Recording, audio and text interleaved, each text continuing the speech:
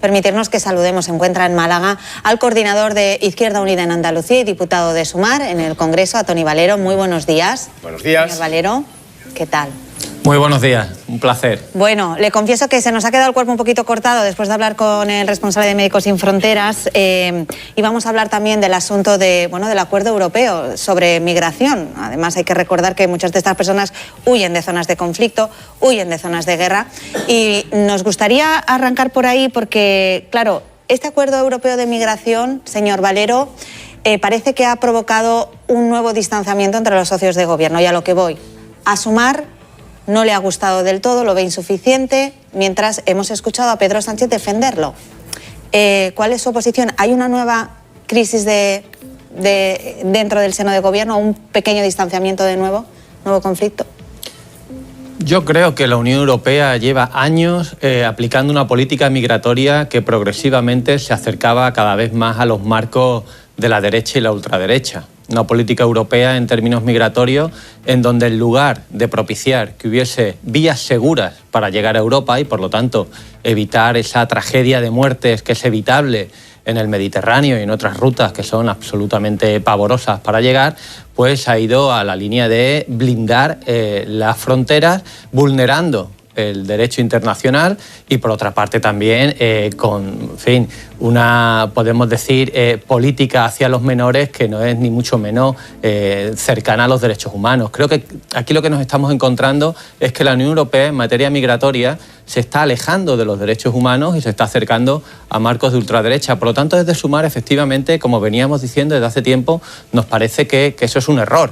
Es un error a todas luces que debería corregirse a 180 grados porque estamos en una época de emergencias climáticas, estamos en una época de guerras y por lo tanto estamos en una época de migraciones. No se puede evitar ese fenómeno a costa de vulnerar los derechos humanos. Lo que se hace es agravar el problema. Señor Valero, ayer en la sesión del control al gobierno, de nuevo vimos momentos de tensión y mucha ironía, por cierto, a pesar de ese acercamiento que va a haber entre Sánchez y Feijóo mañana viernes en el Congreso. ¿Qué espera usted de ese encuentro Sánchez-Feijóo? ¿Es optimista a un posible acuerdo? Yo veo al Partido Popular sobreactuando mucho, lo veo desconcertado. Veo que el Partido Popular no ha terminado de resituarse tras las elecciones del 23 de julio y ciertamente creo que eso no es bueno para el país. Creo que el país necesita que haya un gobierno que gobierne y una oposición que haga su oposición. Por lo tanto, ojalá esta reunión sirva para aterrizar en la política al señor Feijóo. Un señor Feijóo que está en lugar de en la política, está tirado al monte porque ciertamente tiene adversarios muy duros. Fundamentalmente tiene un gobierno de coalición con una mayoría consolidada, pero sobre todo tiene adversarios en su propio campo. No solo la ultraderecha, sino dentro de su propio partido. Y esa sobreactuación a la que le está llevando es a dejar de hacer su papel de oposición, una oposición que es necesaria porque este país tiene que acometer transformaciones muy importantes en donde efectivamente todos los actores que están en el Parlamento representados deberían estar priorizando en sus discursos los intereses generales y efectivamente esta reunión del viernes ojalá debiera servir para bajar del monte al señor Feijóo y ponerlo en la política. Aprovechamos para preguntarle también, señor Valero, porque los jueces están molestos por esa pretensión de Junts y Esquerra de que sean citados los jueces en las comisiones de investigación en el Congreso, donde usted asiste, y piden al gobierno, del que forma parte Sumar, que no les defraude. ¿Qué puede decir? Mire, yo voy a decir algo que a lo mejor no es políticamente correcto, pero creo que es de sentido común. Se da esa paradoja. A mí me parece que cualquiera en su trabajo, y más si es funcionario público, tiene que estar, pues, de alguna manera fiscalizado para que realice bien las cosas. Yo soy funcionario público y efectivamente yo sé perfectamente que estoy cuestionado en mi trabajo en el buen sentido. Los políticos lo están, las políticas, los periodistas y las periodistas. Por lo tanto, no entiendo esa sensación que tienen algunos jueces que básicamente se sienten vacas sagradas intocables. Pues mire usted, lamentablemente estamos sufriendo en nuestro país una injerencia clara de parte de la Judicatura en el proceso político. Se han puesto a hacer política, pero no se han presentado a las elecciones. Por lo tanto, yo creo que deberían bajarse un poquito los humos y asumir que en este país, un Estado social y de derecho, todos y todas los funcionarios públicos hemos de rendir cuentas de lo que hacemos y de cómo lo hacemos, y eso no debería suponernos ningún problema. Señor Valero, ayer pudimos ver a los diputados de Podemos asistir a la sesión de control al Gobierno en el Grupo Mixto. ¿Qué valoración hace usted de esta ruptura que se ha producido dentro de Sumar? ¿En qué les condiciona este abandono de Podemos? ¿Y cree usted que va a dificultar la legislatura? ¿Habrá que negociar también con ellos? Bueno, ha sido una decisión evidentemente unilateral y soberana por parte de Podemos que yo no entro a justificar.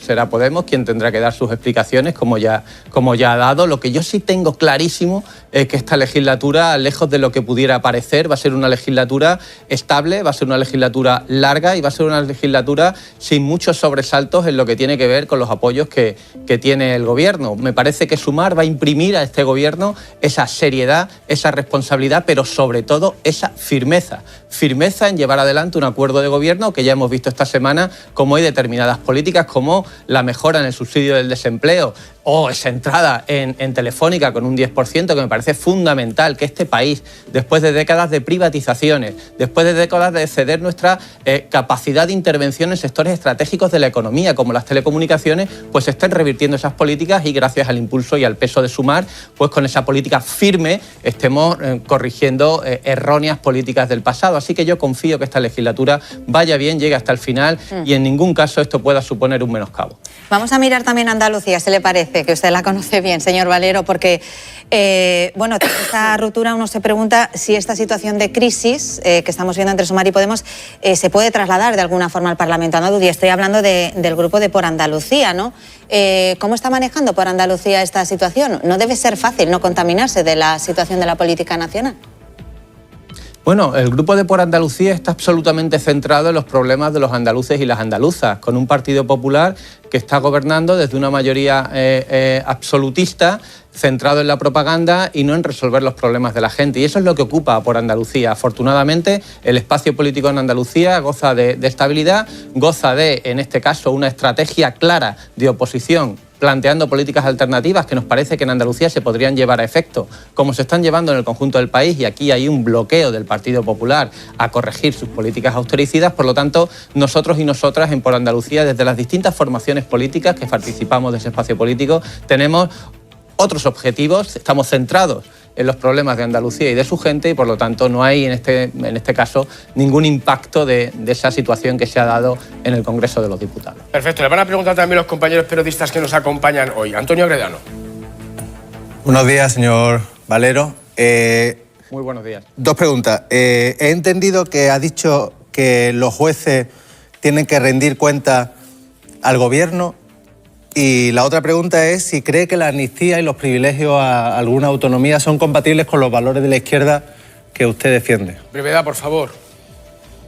Sí, yo no he dicho que los jueces tengan que rendir cuentas al Gobierno. Yo he dicho que cualquier funcionario público, como la Judicatura, tenemos que rendir cuentas ante esta sociedad y, evidentemente, si lo hacemos mal, hemos de, en cualquier caso, ser fiscalizados. Y he hablado de alguna parte de la Judicatura. En segundo lugar, yo creo que hay que hacer políticas en el modelo territorial que faciliten, que promuevan la cohesión territorial.